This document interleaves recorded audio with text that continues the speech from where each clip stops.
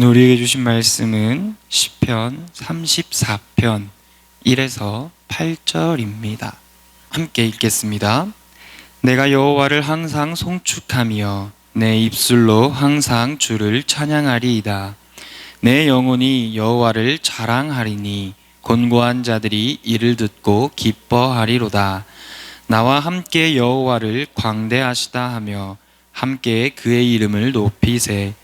내가 여호와께 간구하매 내게 응답하시고 내 모든 두려움에서 나를 건지셨도다. 그들이 주를 앙망하고 광채를 내었으니 그들의 얼굴은 부끄럽지 아니하리로다. 이 곤고한 자가 부르짖음에 여호와께서 들으시고 그의 모든 환난에서 구원하셨도다. 여호와의 천사가 주를 경외하는 자를 둘러 진치고 그들을 건지시는도다. 너희의 여호와의 선하심을 맛보아 알지어다. 그에게 피하는 자는 복이 있도다. 아멘. 할렐루야. 새벽 예배에 나오신 여러분을 환영하고 축복합니다. 오늘 시편 34편의 말씀을 가지고 여호와의 선하심이란 제목으로 여러분과 함께 말씀을 나누고자 합니다. 먼저 오늘 말씀의 표제어를 함께 보고자 합니다. 오늘 말씀의 표제어는 다윗이 아비멜렉 앞에서 미친 채 하다가 쫓겨나서 지은 시라고 기록하고 있습니다. 시편의 대부분은 어떤 사건을 계기로 기록했는지를 밝히고 있지 않습니다. 그런데 오늘 시편 34편은 그 기록한 계기, 이유를 밝히고 있습니다. 그것이 저희가 함께 읽은 이 표제어입니다. 아비멜렉 앞에서 미친 채 하다가 쫓겨나서 지은 시라고 기록하고 있죠. 이는 사무엘상 21장에 기록되어 있는 소위 아기스 탈출 사건 직후 이를 배경으로 쓰여진 시라고 볼 수 있습니다. 분명 표제어에는 아비멜렉이라고 적혀져 있는데 사무엘상 21장에는 아기스 왕이라고 되어 있습니다. 이는 이 아비멜렉이란 이름은 블레셋의 모든 왕의 이름입니다. 그래서 성경에서 아비멜렉은 계속해서 등장하고 있습니다. 모든 애굽의 왕이 바로인 것처럼 모든 블레셋 왕이 아비멜렉이라는 것입니다. 다윗은 골리앗과 싸워서 이겼습니다. 그런데 문제는 여기서부터 시작하게 됩니다. 사람들이 사울이 죽인 자는 천천히요 다윗이 죽인 자는 만만히로다 라며 사울과 다윗을 비교하게 됩니다. 그래서 사울은 다윗을 시기한 나머지 급기야 다윗을 죽이려고까지 하죠.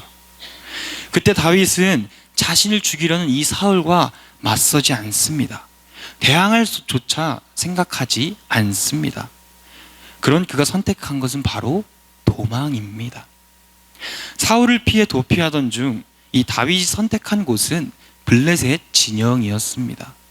그래서 간 곳이 바로 블레셋의 가드, 그곳의 왕인 아기스에게 갔다가 이 아기스의 신하들이 다윗이 골리앗을 죽인 그 사람이라는 것을 눈치채게 됩니다. 그때 다윗은 아기스를 두려워하여서 한 행동이 바로 미친 척이었습니다. 성경에서는 기록하고 있습니다. 미친 채 하고 대문짝에 끄적거리며 침을 수염에 질질 흘리고 있었다라고 기록하고 있죠. 그래서 아기스는 이 미치광이를 내 집에서 들여보내지 말라, 내 집에서 내쫓으라라고 합니다. 그렇게 극적으로 탈출할 수 있게 된 것이죠. 그 하나님께서 당신이 택하신 자, 그를 경외하는 자, 하나님의 자녀는 반드시 보호해 주신다라는 그 사실을 깨닫고 이를 배경으로 하여 쓴 시가 바로 오늘 시편 34편의 말씀입니다. 즉 자신이 직접 경험하고 자신이 직접 체험한 찬양과 간증인 것이죠. 여러분 어떻습니까? 시편 34편의 시, 그냥 성경을 읽을 때에는 너무나도 은혜로운 말씀입니다. 여호와의 선하심이, 여호와의 인자하심이, 여호와의 자비하심이 은혜로 다가오게 됩니다. 그런데 우리가 이 다윗의 상황을 알고 다윗의 고난을 알고 이 시편을 다시 보게 된다면 이 은혜가 더 넘쳐나게 됩니다. 그렇지만 은혜가 넘쳐남과 동시에 우리 안에는 많은 생각을 하게 됩니다. 어찌하여 하나님이 택하신 하나님의 마음에 합당하다라고 기록되어 있는 이스라엘의 왕 중에 가장 위대한 왕으로서 꼽히는 이 다윗이 이런 수모를 겪으며 이런 고난을 겪으며 살았다라는 것이 믿기지 않습니다. 다윗은 이스라엘의 군대 중 아무도 싸우려고 하지 않았던 그 골리앗과 싸워서 이깁니다. 이스라엘의 영웅이 된 것이죠. 그리고 사울의 사위로 들어가게 됩니다. 다윗의 인생에 있어서 양을 치던 목자에서 영웅으로, 더 나아가 왕의 사위로 계속해서 상승세를 보여주고 있었습니다. 그런데 이런 다윗에게 암담한 일이 발생하고 그는 그의 인생에 있어서 정말 밑바닥까지 내려가게 됩니다. 그가 미친 사람이 아님에도 불구하고 벽에 끄적이며 침을 질질 흘리며 있습니다. 그가 이렇게 행동한 이유가 무엇일까요? 무엇으로 인해서 그가 이렇게 행동했을까요? 그것은 바로 다윗이 살고자 하는 마음 때문이었습니다. 살고 싶어서였어요. 살고 싶어서 자신의 자존심을 다 버려가며 그 고난을 이겨냅니다. 그렇게 한없이 낮아지게 됩니다. 그런데 그때 하나님께서는 다윗에게 사람을 붙여주게 됩니다. 사무엘상 22장 2절에 보면 환난당한 모든 자들, 빚진 자들, 마음이 원통한 자들이 그에게 모이게 됩니다. 그리고 다윗은 그들의 우두머리가 됩니다.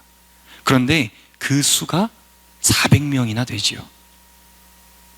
여기서 중요한 것은 다윗이 아기스의 손에서 벗어날 때 겉으로는 미친 채를 하였으나 그의 중심은 하나님을 의지하고 있었다라는 것입니다. 그리고 자신이 낮아질 때 주님은 그를 높이신다라는 것입니다. 그 결과가 바로 오늘 말씀 시편 34편입니다. 하나님의 은혜이며 여호와의 선하심을 맛보아 주를 경외하는 자를 둘러 진을 치고 건지신다라고 고백하고 있는 것입니다. 오늘 말씀으로 돌아오겠습니다. 본문 말씀 1절입니다. 함께 읽겠습니다. 내가 여호와를 항상 송축하며 내 입술로 항상 주를 찬양하리로다. 아멘. 이 말씀이 이제는 다윗의 감정을 우리가 알 수 있습니다. 다윗이 지금 얼마나 행복한지, 다윗이 지금 얼마나 가슴이 벅차오르는지, 이 하나님의 은혜에 얼마나 감격하고 있는지를 우리는 알 수 있습니다. 내가 여호와를 항상 송축하고 내 입술로 항상 찬양한다라며 기록하고 있습니다. 여기서 중요한 것은 항상입니다.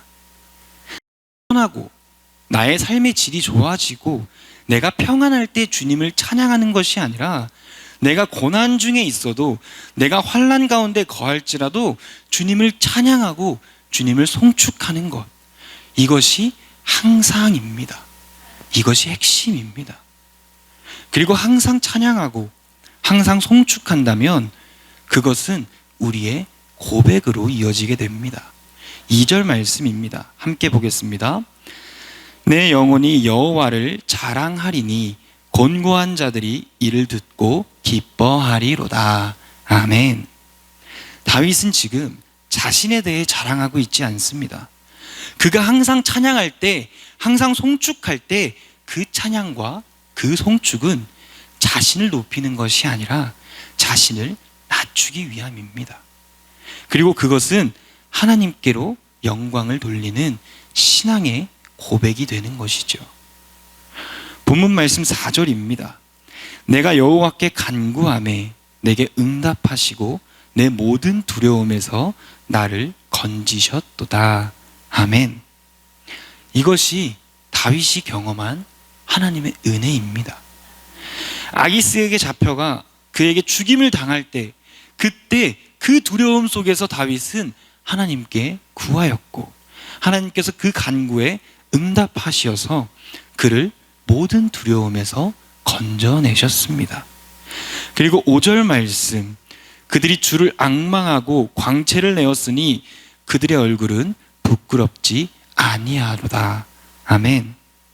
여기서 말하는 그들이라는 것은 사무엘상 22장에 함께 했던 자들일 수도 있고 더 나아가서 하나님의 건지심, 하나님의 은혜를 경험한 자들이죠. 더 정확한 것은 다윗 자신이라는 것입니다. 그 두려움 속에서 건짐당한 자신, 미친 채 하며 온갖 수모를 겪은 그 인생의 밑바닥이었던 그때가 언제나 주를 앙망하고 광채를 내었던 그때인 것입니다. 영웅이었던, 왕의 사위였던 자신의 이 모습들이 부끄러울 수 있습니다. 그런데 그것은 어디까지나 인간의 한계에, 인간의 가치관에서의 부끄러움입니다. 침을 질질 흘리고 벽에 끄적대는 이 미친 채 하는 모습이, 그것이 주님 안에 거할 때 그것은 주님을 앙망하는 것이 되는 것입니다. 그리고 부끄럽지 않게 되는 것이지요. 그리고 6절입니다. 이 곤고한 자가 부르짖음에 여호와께서 들으시고 그의 모든 환난에서 구원하셨도다. 아멘. 계속해서 반복되는 단어가 있습니다. 그것은 모든이라는 단어입니다.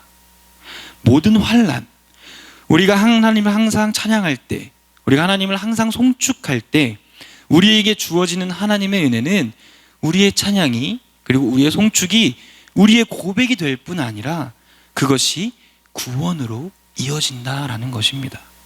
모든 환난에서 구원하심을 받게 된다라는 것이죠. 그렇게 오늘의 마지막 결론 8절에 이르게 됩니다.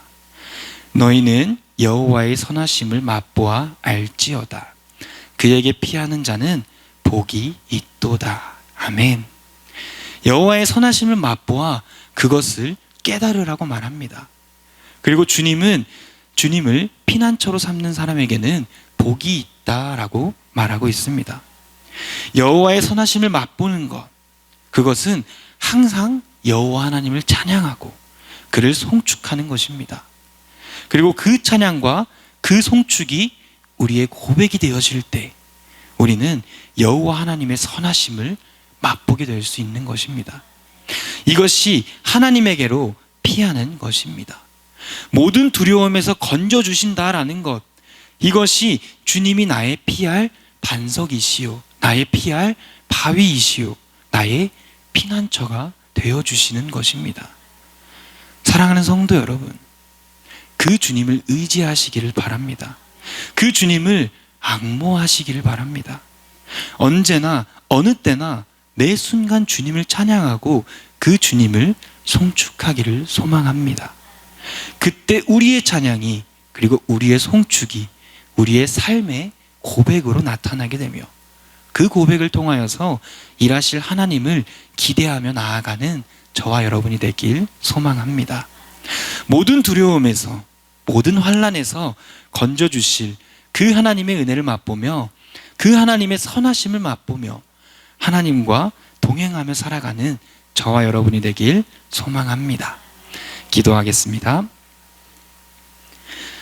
사랑의 하나님, 감사합니다. 주님은 나의 피할 반석이시며 나의 피할 요새이시며 나의 피난처가 되어주심을 주님 고백하며 나아갑니다. 내가 어느 때나 어디서나 그 주님을 찬양할 수 있도록, 그 주님을 송축하며 나아갈 수 있도록 성령 하나님, 우리의 마음을, 그리고 우리의 입술을 주장하여 주시옵소서. 우리의 모든 찬양과 우리의 모든 송축이 우리의 삶의 고백이 되게 하여 주시옵시고, 우리를 모든 불의에서, 모든 환난에서, 그리고 모든 두려움에서 건져내어 주시옵소서. 그렇게 일하실 하나님을 찬양합니다. 감사드리며 예수 그리스도의 이름으로 기도드립니다. 아멘.